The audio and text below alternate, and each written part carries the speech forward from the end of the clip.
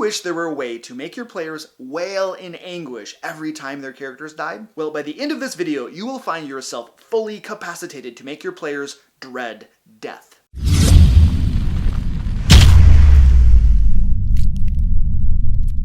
Hey, what's going on? Luke Hart here. Today on the DM Lair, we're going to be talking about 10 ways to make character death matter. And just in case you're new to my channel, I create weekly D&D videos with information and resources to help Dungeon Masters run awesome games. Okay, here's the deal. In Dungeons & Dragons, especially 5th edition, a PC dying usually isn't a big deal. And what do I mean by that? Well, first of all, it is exceedingly difficult to kill characters to begin with, unless you're throwing crazy mobs at them. Not only do characters have access to things like healing potions, but the spell Healing Word is extremely powerful. With Healing Word, if a character drops to 0 hit points, a cleric or bard just points his finger and is like, boop, there you go, you're back up again. Like, seriously, you have no idea how many times nearly dead characters have been snatched away from me by the spell Healing Word. Someone should really outlaw that spell already. And then let's say that you as a DM are finally able to kill a character or two. Well, what then? The bard or cleric just uses revivify to raise him from the dead. But okay, let's say that it was the bard or cleric that died. And believe me, I love killing a good bard. In fact, I have a bard in one of my games named Nigel. What do you think? Should I kill Nigel or not?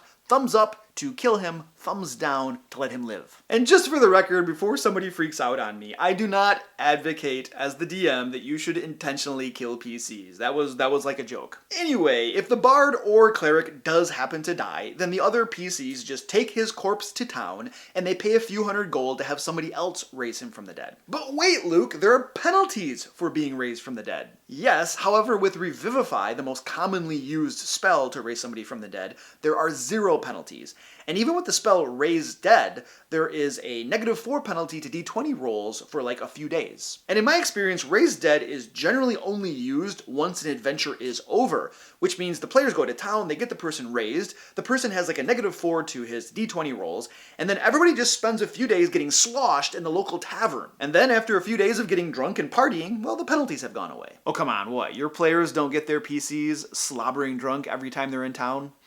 I don't think I believe you.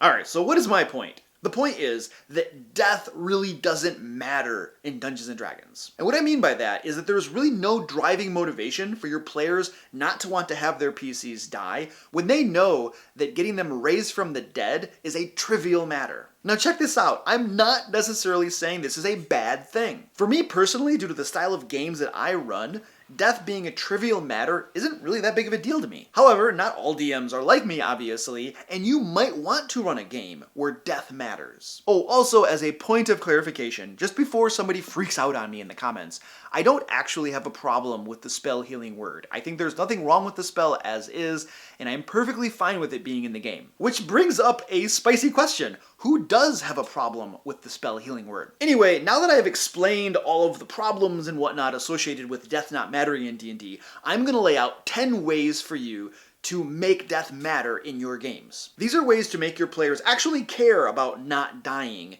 and to actively avoid it. And per the norm, I will also have a DM bonus tip for you, which means that there's probably going to be 11 ways to make death matter in your games. Number 10. Change some rules to make dying undesirable. Now, I could give you some examples, but I trust in your ability to think up creative ways to do that. Just don't make dying too onerous. Number 9, make the penalties for being raised from the dead either worse or last longer. For instance, instead of it being a -4 to your d20 rolls, maybe make it a -6 or make it last longer. And you might consider making there be penalties when Revivify is used. And if right about now you're thinking that number 9 is a specific example of number 10, and that I'm cheating to draw out the number of DM tips, okay, fair point. Number 8, have there be a permanent ability score decrease when somebody is raised from the dead. Now this is something that was actually used in previous editions of D&D. In fact, for 2nd edition, I'm pretty sure that when you were raised from the dead, you lost something like 2 to your constitution score, and I think it was permanent. Something like that would definitely make your players not want to die. And it would also make you a pretty darn evil dungeon master. Number 7, certain races cannot be raised from the dead. Now I remember back in middle school playing a AD&D game called called Secret of the Silver Blades. It was a game in the Gold Box series that included the very popular game Pool of Radiance. Anyway, in that game, I seem to remember that elves could not be raised from the dead. And as a consequence, I never played elves in that game. So I think that probably means that number 7 is a really bad idea. Alright, number 6. A character loses a level when he's raised from the dead. I mean, that sucks. That really rather sucks. However, I suspect it would probably rather motivate your players not to let their PCs die. Number 5. Make raise dead magic extremely expensive, which I suppose is not nearly as sucky as losing a level when you die. Number 4.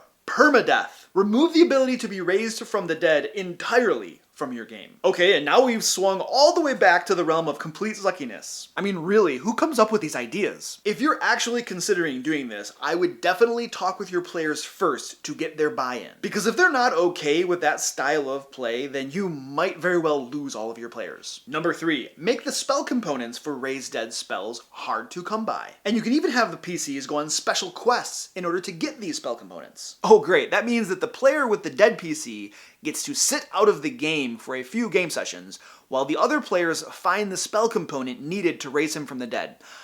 I'm sure that the player will enjoy not playing the game for a few sessions. I really need to get a new scriptwriter. And number 2, in cases where a player needs to roll up a new character, have him start 1 or 2 levels behind everybody else in the group. Or maybe even have him start at level 1 and work his way all the way back up. Tough luck, chump. Shouldn't have died. By the way, I played in a game that did it that way before. When you die, you start all the way from level 1 again, and I can tell you from experience that that is not fun for a player. Number 1, tie the story of the campaign to PCs not dying. Whenever a PC dies, something bad happens in the game world around him. For instance, maybe a puppy is tied to a PC's life force, and when that PC dies, so does the puppy. Wow, that's like really cruel. Okay, this is an editing note to yourself, Luke. Cut that last remark out.